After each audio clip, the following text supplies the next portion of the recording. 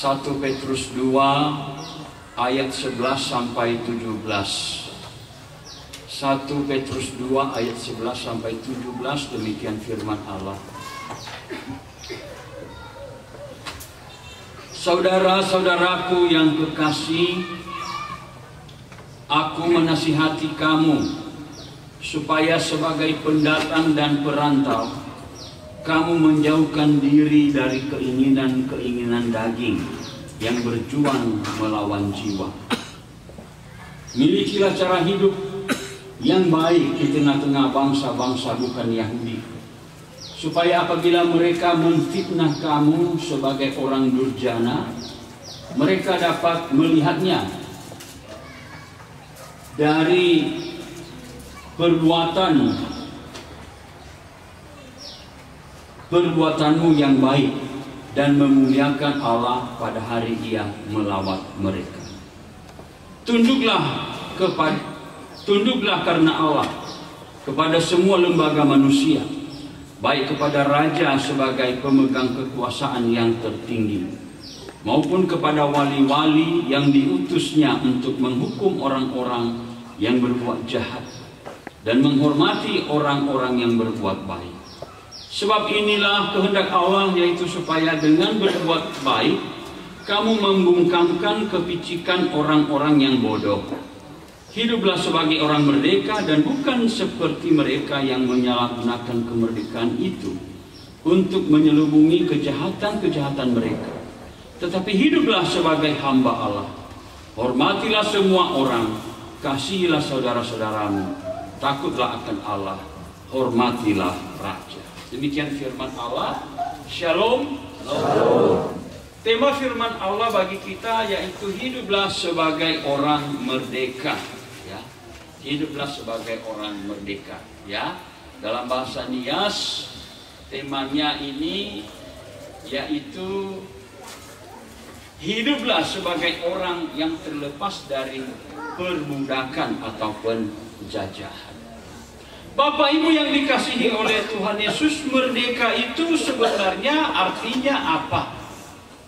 Apa arti merdeka? Ya, merdeka Bapak Ibu ya. Tadi saya melihat di internet, dia bilang merdeka itu adalah seseorang yang bebas melakukan apa saja tanpa tekanan. Nah, menurut saya ini tidak benar Bapak Ibu ya. Kemerdekaan itu harus jelas dulu. Dalam posisi apa kita baru bisa merdeka. Nah Bapak Ibu, merdeka itu di dalam Alkitab dan juga kalau kita perhatikan realita hidup, itu bukan berarti tidak ada aturan. Bukan hidup sesuka-suka hati Bapak Ibu ya. Tetapi kemerdekaan itu justru ada pada waktu kita memposisikan diri pada apa yang sebenarnya posisi kita ya. Nah ini Bapak Ibu ya, jadi bukan sesuka-suka hati. Seorang manusia harus bertingkah laku seperti manusia, jangan seperti kucing. Itu tidak boleh, karena itu bukan hakikat kita ya.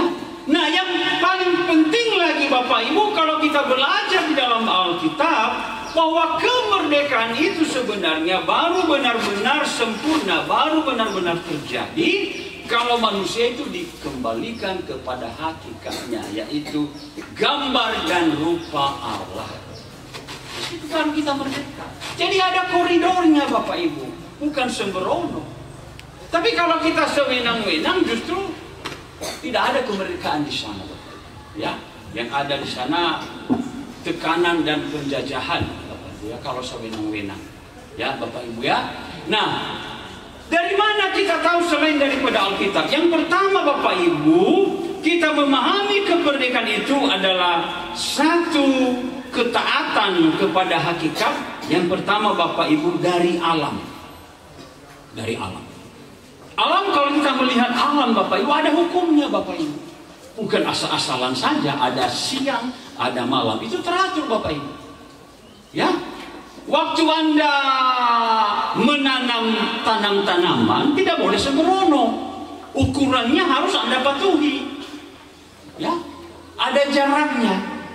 Dan tidak boleh sembarangan mencampur aduk tumbuh-tumbuhan itu tidak akan subur karena tingkat penyerapan makanan satu tumbuh-tumbuhan berbeda dengan tumbuh-tumbuhan yang lain.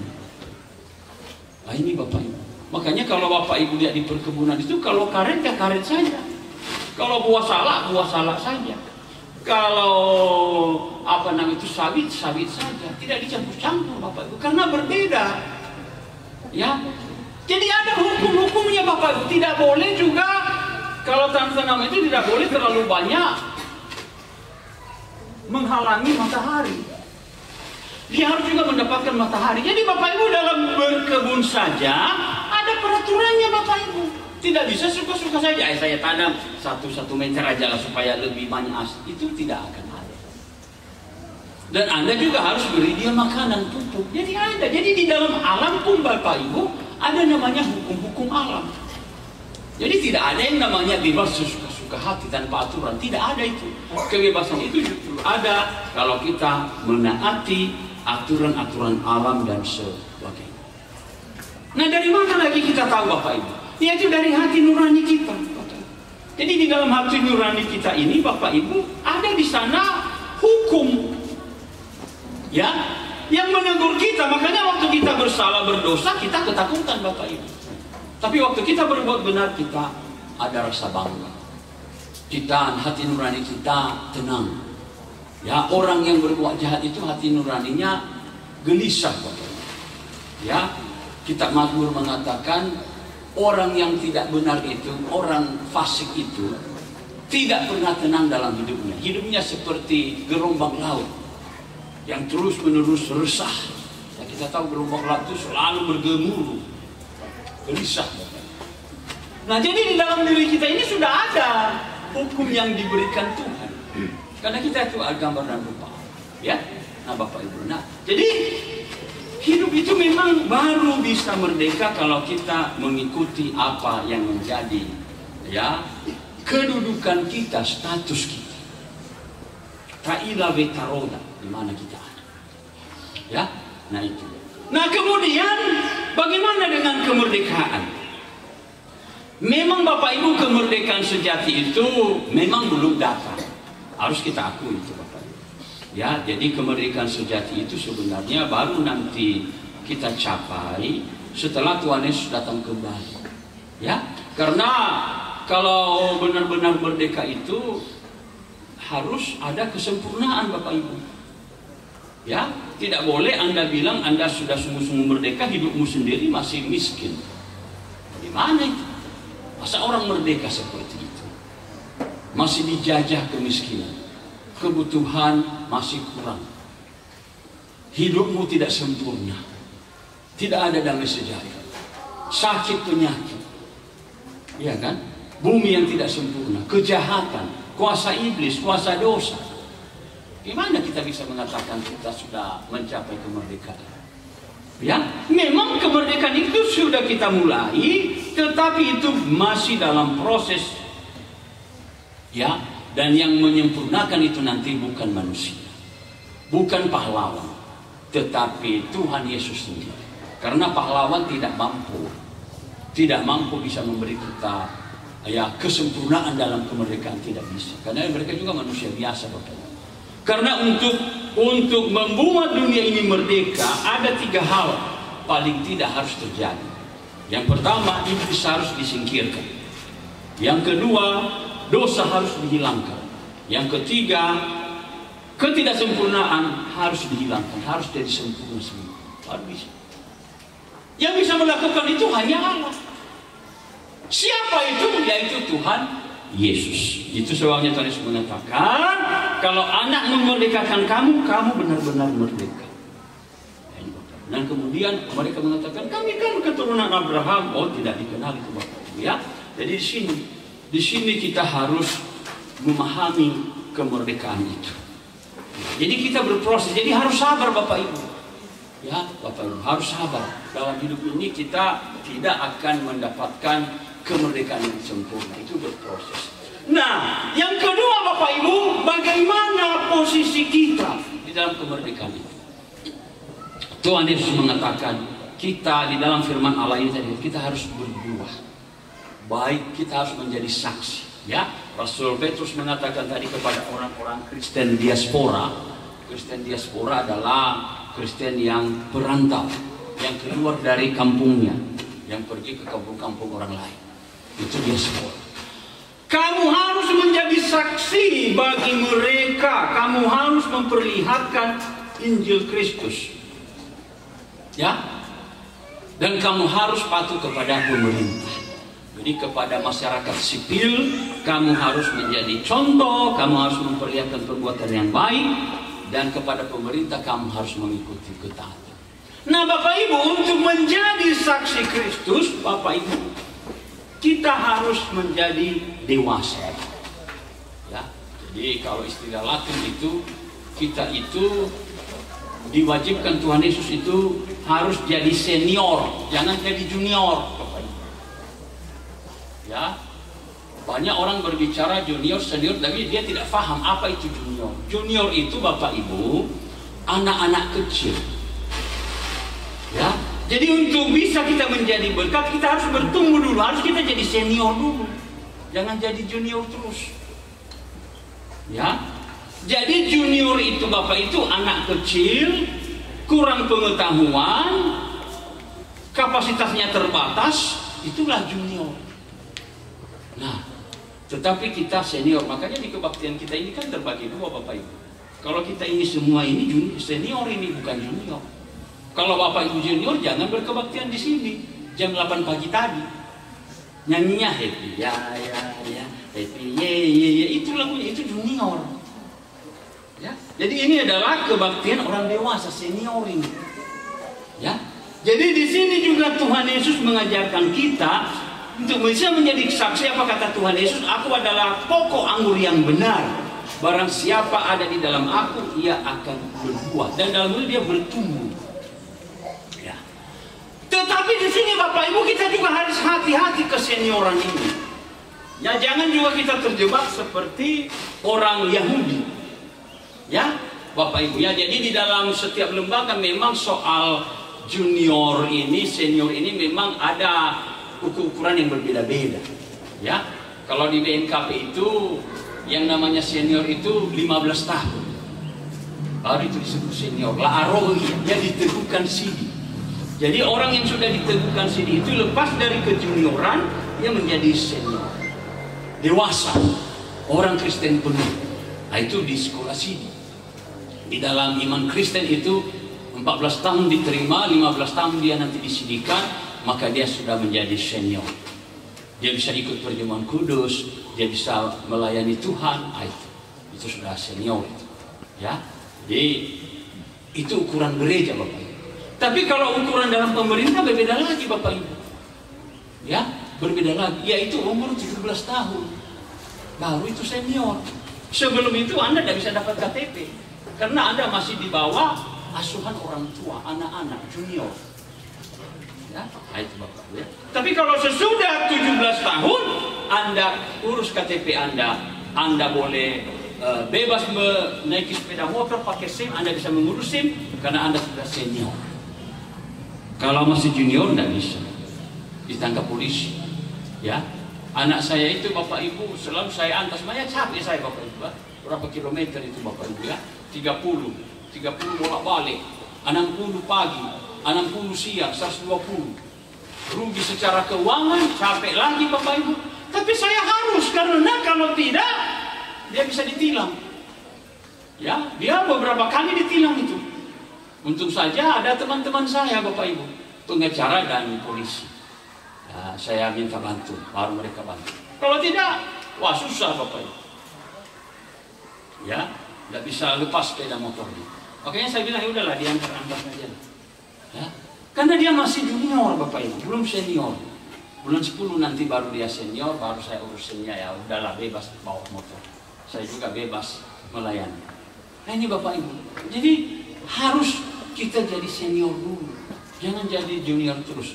Ya, jadi junior itu adalah memang kita jalani sebagai permulaan, tapi di dalam Kristus junior itu harus ditinggal. Sama seperti anak-anak. Tidak mungkin anak-anak itu terus menjadi anak-anak, tapi dia juga harus dewasa. Mau tidak mau itu, Bapak. Jadi mau tidak mau kita harus jadi senior. Kalau jadi junior terus Bapak Ibu, itu nanti jadi apa itu Bapak Ibu? Kalau ada orang junior terus, itu jadi apa itu? Ada nggak Bapak Ibu lihat makhluk seperti itu? Dia tidak bertumbuh-tumbuh. Apa itu Bapak Ibu? Yaitu apa? Tuyul. Itu tuyul. Nah, jadi kalau orang junior itu tuyul itu Bapak, tidak naik-naik. Coba lihat tuyul itu. Ono sini di mana ya? Ono sini kecil-kecil. Tidak bertumbuh-tumbuh. Ya. Nah, jadi, kalau bagaimana kita bisa jadi senior, menjadi orang dewasa? Apa dikatakan di sini? Dikatakan Tuhan Yesus, kamu harus ada di dalam aku. Belajar firman. Makanya di BNKP ini ada namanya katekisasi, diajar terus dari kecil, ya, sampai dia disedikan, baru dia disebut dewasa. Tekun berdoa, hidup kudus, belajar taat kepada Tuhan. Barulah dia nanti lepas dari kejuniorannya itu, dia menjadi senior, ya. Tetapi begitu pun Bapak Ibu, ya, seperti saya katakan tadi, kesenioran itu juga jangan sekedar ritual. Ya, bukan sekedar keturunan. Kami keturunan Abraham, tetapi benar-benar itu fungsional. Kita menjadi berkat bagi orang lain. Benar-benar rumah bermuat ada. Ya, bukan hanya umur kita saja yang tua, bukan hanya kita melewati upacara peneguhan sini, tapi benar-benar hidup kita itu memang menjadi saksi bagi orang-orang yang tidak percaya. Ini Bapak Ibu. Ya, apalagi di sini kita bersyukur Bapak Ibu, kita ada di tengah-tengah saudara kita yang berbeda keyakinan dengan kita. Mari kita jadi saksi. Mari kita berdoa untuk mereka. Itulah sebabnya kita dipanggil. Begitu juga Rasul Petrus. Kamu, hai para perantau, kamu, hai Kristen diaspora, jadilah saksi. Kalaupun kamu nanti difitnah, karena orang Kristen abad pertama itu sering sekali difitnah. Orang Kristen itu disebut kanibal. Ya, orang-orang non-Kristen menyebut orang Kristen itu kanibal, pemakan daging manusia.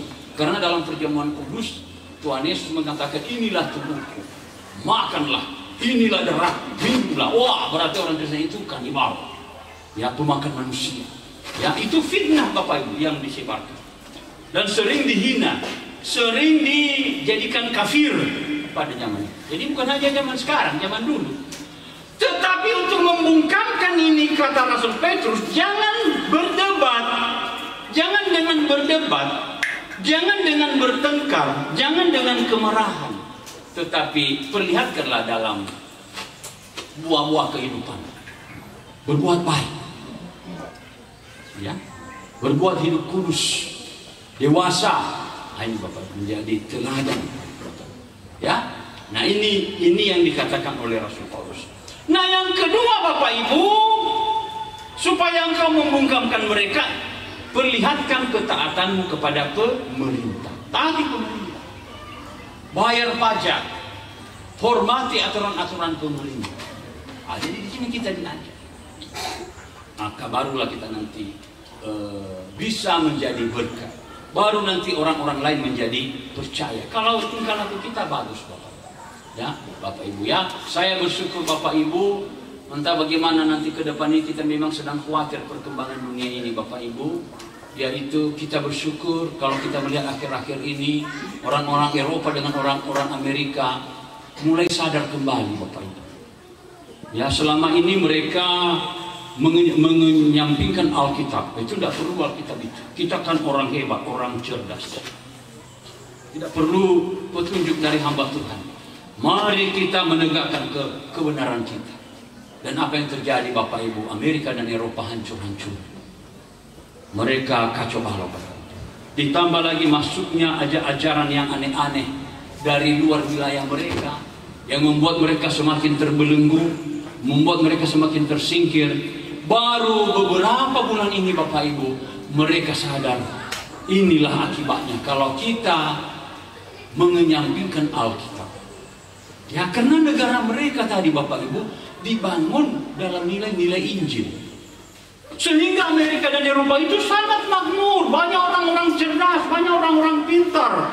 Mereka menghasilkan peraturan-peraturan yang sangat manusiawi. Mereka menyingkirkan peraturan perbudakan, persamaan hak laki-laki dan perempuan, pendidikan. Mereka tidak asik bertengkar, tapi mereka mencari ilmu, meningkatkan ekonomi, sehingga ekonomi ini mereka berkembang pesat akibat Injil yang mereka hidupi. Bagus, teratur. Cita-cita mereka jelas, menjadi saksi Kristus, menuju ke surga. Sebelum kita ke surga, mari kita bekerja keras, kumpulkan harta, kumpulkan pengetahuan, mari kita jadi orang-orang pintar. Sehingga Bapak Ibu kita lihat Eropa dan Amerika ini yang menghasilkan peradaban modern yang kita hidupi sekarang. Tetapi Bapak Ibu, mulai tahun 45 Bapak Ibu, mereka mulai meremehkan gereja. Mereka mulai meninggalkan Tuhan Yesus. Apa yang terjadi Bapak Ibu? Terjadi kebebasan seks, narkotik di mana-mana. Ya Bapak Ibu ya, muncul penyakit AIDS yang mematikan itu. Yang sampai hari ini tidak ada obatnya. Baru mereka memukul kepala, ya Tuhan kami sudah salah. Masuk lagi ada ajaran lain, ya. Anak-anak mereka tidak mau punya anak. Akhirnya mereka mulai lenyap, berkurang Bapak Ibu. Mereka tidak mengikuti nilai-nilai tradisi Kristen. Nilai-nilai tradisi Kristen itu sederhana saja Bapak Ibu. Kita lahir, kita menikah, punya anak, cari uang, bangun rumah, bangun pendidikan, setelah itu mati, masuk surga. Itu aja. Mereka lupa itu Bapak Ibu. Mereka tidak mau, anak-anak mereka banyak yang tidak mau capek beranak, karena itu sangat menyakitkan kata mereka. Untuk apa? Punya anak, gak ada arti. Ya, mereka melupakan firman Tuhan. Akhirnya mereka mulai tersingkir Bapak. Mereka mulai dikuasai oleh bangsa asing yang sangat berbeda, dan sekarang mulai mereka menyesal. Ya, mereka gelisah. Tanah-tanah mereka dikuasai oleh orang-orang asing. Lalu seorang pemimpin gereja terbesar di Amerika bilang, bagaimana negaramu tidak dikuasai orang? Kau tidak mau punya anak. Kau maunya bermain-main saja. Kamu maunya main game terus. Kamu maunya main surfing di laut, bersantai-santai, berleha-leha di pulau-pulau ke sana kemari. Tapi kamu tidak membangun rumah tanggamu. Makanya ya tanahmu itu dikuasai orang. Karena kamu makin sedikit. Baru mereka sadar sekarang. Ya kita berdoa supaya orang Amerika Eropa ini mau kembali kepada nilai-nilai rumah tangga ya yang sederhana Bapak Ibu. Menikah, punya anak, ya Bapak Ibu. Sehingga apa itu tanah kita tidak dikuasai. Nah ini Bapak Ibu. Makanya Bapak Ibu selalu saya tekankan, orang kita dia harus berdoa supaya semakin banyak. Kalau kita tidak banyak ya habislah Bapak Ibu, lenyap. Mari kita belajar dari orang-orang saudara kita Minangkabau. Coba orang Minangkabau itu hebat itu. Makanya mereka itu di mana-mana kuat Bapak Ibu. Ya, mereka itu selalu memanggil saudaranya, ayo ke sini, ini ada ini tanah kosong, beli rumah sih, mari deh kita membangun bersama-sama. Ya, itu. Saya banyak mengikuti budaya orang Minang ini, kita harus banyak belajar Bapak Ibu. Ya, mereka itu selalu bersatu Bapak Ibu, dan mereka itu jarang bertengkar Bapak Ibu. Ya saya mau tanya sama Bapak Ibu, saya baru mau 5 tahun di sini Bapak Ibu ya. Mungkin Bapak Ibu yang lebih lama lebih tahu. Saya mau tahu di sini itu ada banyak itu apa itu yang masjid Bapak Ibu. Pernah enggak Bapak Ibu lihat mereka bertengkar? Pernah enggak Bapak Ibu dengar? Ada mereka bertengkar? Tidak ada Bapak Ibu. Tidak ada. Saya hampir 5 tahun di sini tidak pernah saya dengar itu. Dan saya juga tidak pernah melihat mereka bertengkar di jalan-jalan atau di rumah. Tidak ada Bapak Ibu. Karena mereka itu hanya fokus membangun ekonomi. Ya, makanya kalau saya keliling kota Padang itu, saya bilang sama istri, oh, saya juga salut orang Minangkabau. Banyak sekali orang-orang kaya. Ya, barusan ini diresmikan itu supermarket terbesar di Sumatera Barat, Basko, punyanya Bapak Bakhtiar Poto, orang kaya besar.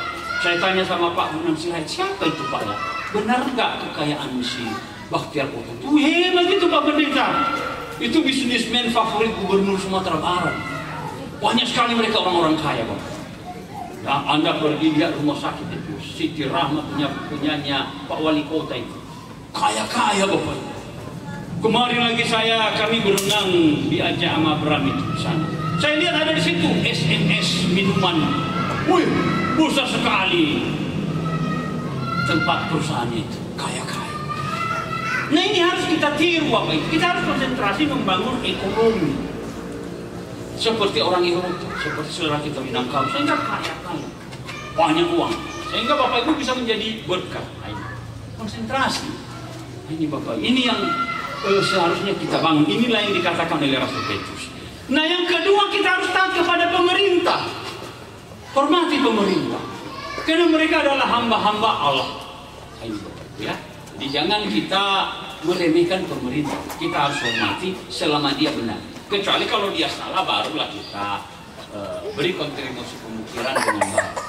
Nah ini sehingga Bapak Ibu pada akhirnya, nah kalau kita sudah melakukan ini Bapak Ibu, maka kemerdekaan itu tidak salah digunakan, tapi dipergunakan dengan benar, menjadi berkat, menjadi ya kesejahteraan Bapak. Ya ini Bapak Ibu ya. Nah ini Bapak Ibu ya, makanya kita harus kuat di dalam Tuhan. Ya mari kita hidup menjadi berkat. Sehingga pada waktu kita nanti meninggalkan dunia ini, kalau kita sudah patuh kepada Tuhan, kalau kita sudah menjadi berkat bagi orang lain, maka Tuhan akan mengatakan, marilah kepada hambaku yang baik. Nikmatilah sukacita di dalam pesta kerajaan. Kita akan diajak dalam perjamuan Tuhan. Hidup sukacita. Ini Bapak Ibu. Jadi itulah hidup kita. Hiduplah sebagai orang merdeka. Merdeka dari dosa. Merdeka dari kesenang-menangan. Taat kepada Tuhan. Menjadi hamba kebenaran. Maka kemerdekaan itu baru bermanfaat bagi hidup kita maupun bagi sesama kita. Nah itulah perenungan firman Allah. Kiranya menjadi berkat bagi kita. Sekali lagi hiduplah sebagai orang merdeka. Sebagai ayat hafalan Bapak Ibu, yaitu dari Yohanes 8 ayat 36. Demikianlah firman Tuhan. Jadi apabila anak itu memerdekakan kamu, kamu pun benar-benar merdeka. Mari kita ucapkan bersama-sama. Jadi apabila anak itu memerdekakan kamu, kamu pun benar-benar merdeka.